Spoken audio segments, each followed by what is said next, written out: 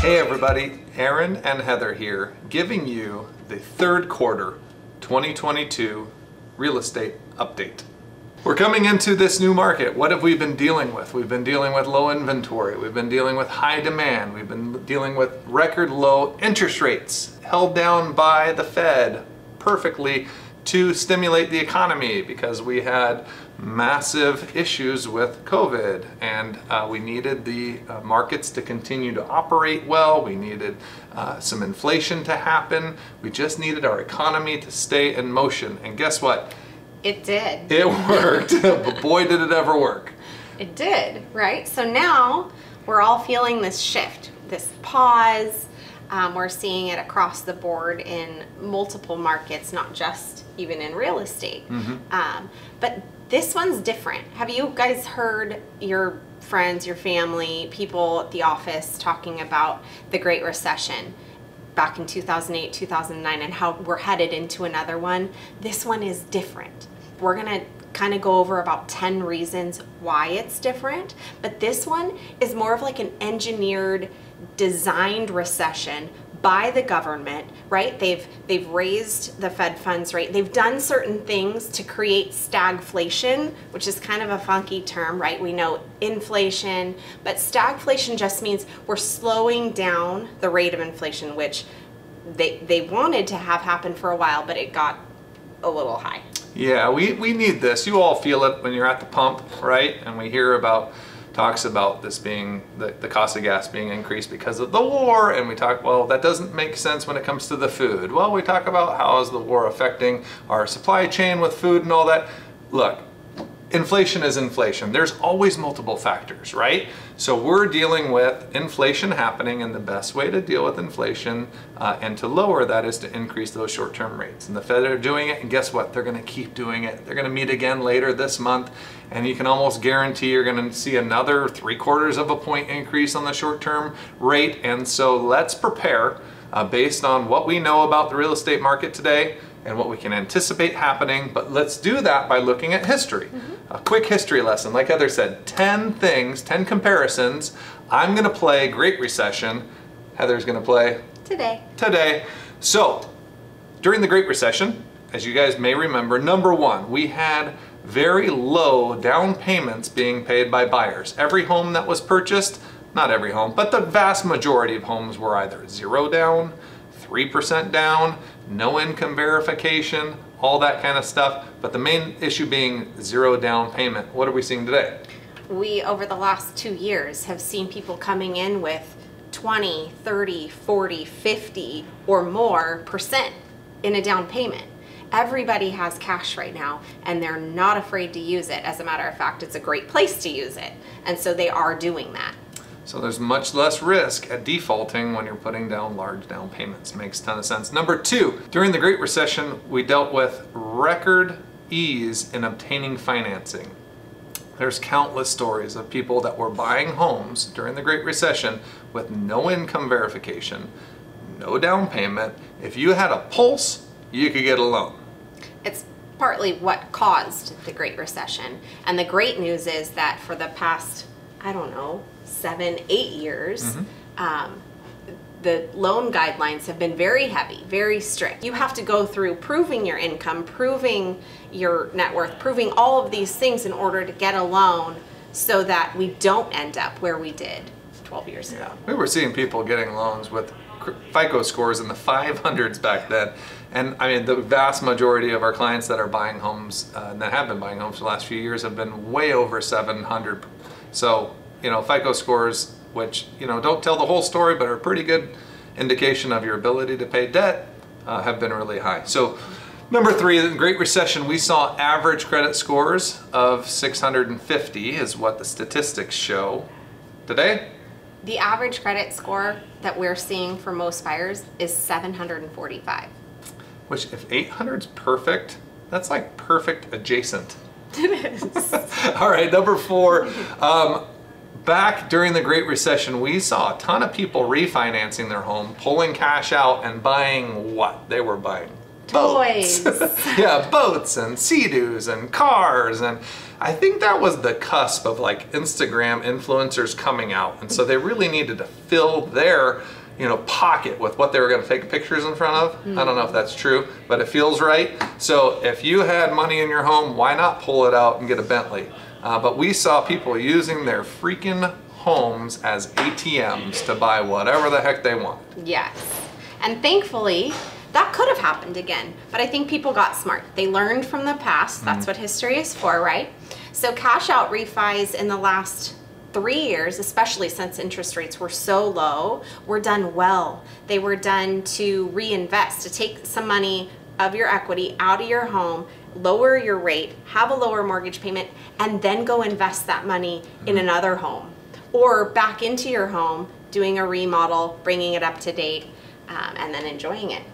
Fascinating change. It was fun watching people using their home as an investment tool as opposed to an ATM. I think that's one of the main reasons we saw such incredible net worth gains happening during that time. Plus, obviously, this with technology, we just saw people making money in new and exciting ways that we didn't see pre-COVID. So that's pretty cool. Number, let's see, 5. One of the reasons we went into a massive recession is when those predatory loans started to take effect and people had a lot of adjustable rate mortgages, and when their mortgage rate adjusted, it doubled. Imagine that. Your home, you're paying $2,500 a month, and all of a sudden, overnight, it's $5,000 a month. I don't care if you have the same job, let alone if you lost a job, but if you have the same job and the same income and your mortgage rate doubles overnight, it's pretty dang hard to continue to make your house payment.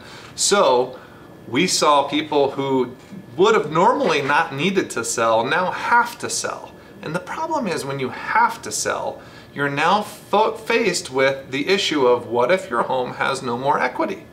What if when you bought it, it was more than it's worth today? If you have to sell, you don't get to wait that out, right? We all know if we just waited long enough, every single home that I sold as a foreclosure back during the Great Recession is now worth 2 times at least what we sold it for at the bottom of the Great Recession.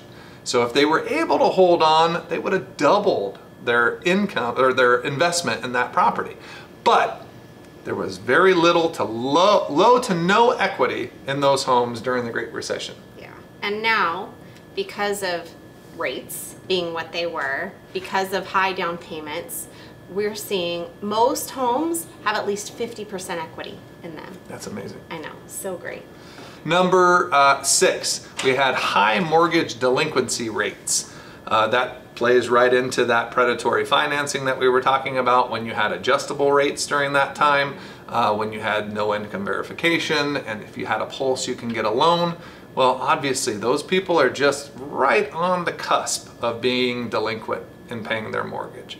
And that obviously just creates an influx of foreclosures, and we just are not seeing that today. No, delinquency rates now hover between 1% and 2%. Wow. And that includes the COVID period when we had a lot of people that lost their jobs or couldn't work. So that includes all of that time period and all of those people. So very, very low. Number 7, high mortgage rates. During the Great Recession, we had historically extremely high interest rates. Now I say historically, we all have our parents or grandparents that talk about when I bought my first house, it had 17% interest rate. We're not talking that. But we are talking 7, 8, 9% back during the Great Recession. And the funny thing is we thought those were incredible. I remember a 6.875 on one of my properties during the Great Recession. I thought I was the smartest investor in the history of investors because it was sub 7 on a 30-year fix. But we look at it now, that's considered a high mortgage rate. Right. We've got about over 70% of homeowners right now in Orange County that have ARMs, which is an adjustable rate mortgage, or a 30-year fixed under 3%. Number 8, we have extremely leveraged properties during the Great Recession. We touched on that a little bit. What does that mean? Well, that means they pulled out money like we talked about as the ATM. You push up that loan to value too high, of course you're now over leveraged. It really doesn't take much. If you're living on the edge of being over leveraged and you lose a job, miss a payment, or check this out, have another baby, or get a divorce or need to move for a job relook. It doesn't take much to push you over the edge. If you are over leveraged, a small life event, a baby, I think they're small technically. I had one during the Great Recession. You caused the Great Recession with it. No, but it really doesn't take much to push you over the edge. And what are we seeing today for leverage? Over 50% of homeowners in Orange County have outright ownership of their properties. That's amazing. I'm not one. Me neither. I would like to own my house outright, but I do not. Yes. So we use it to Not leverage. yet. Yes, because Soon. rates are low. That's right. That's just smart investing. Okay, we're almost there, I promise. Number 9, the inventory during the Great Recession. So the number of homes, we call it inventory, stupid real estate term. I apologize for that. So we'll just say the number of homes available during the Great Recession was at a record high. Why? Because there was a ton of foreclosures. There were a ton, even more short sales. And then, of course, the normal people who just wanted to sell their home during that time. So you had record high inventory. Yes, and we've seen over the last few years record low inventory. I don't know any bigger of an opposite than those two. So Yes. we should have just made this video on one thing. It could have just been that and it would have still made our point. But number 10, back during the Great Recession, we had low construction costs. This is, bear with us on this one, okay? It's a bit of a reach, but it's a very important reach, okay? When you're talking about real estate, it doesn't matter what factor of it you're looking at, whether it's residential, commercial, industrial, retail, investment, they all have to be built, okay? And so we're looking right now at a serious issue when it comes to the cost to build a home. We have a shortage of homes that even exist for the number of people that want to live here in Southern California. And we have extremely high costs between the government costs in order to get permits, in order to get feasibility studies, all of the things that it takes to construct a home. Those costs are really, really high right now. Then you add in the supply chain issues with lumber and with fixtures and everything else. During the Great Recession, we had record low construction costs, which made that extremely easy for builders to build. They were kind of freaked out. They didn't want to build and create more inventory, but they could. They had the ability to do it cheap. And that was one thing we dealt with in the Great Recession.